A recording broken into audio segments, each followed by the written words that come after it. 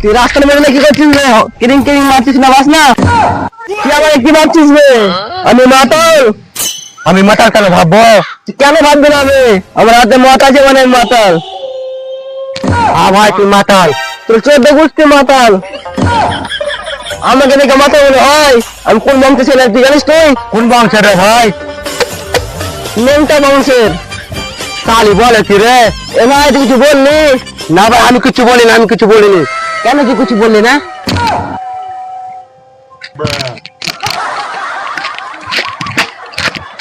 Russian কোন ছেলে জানিস তুই?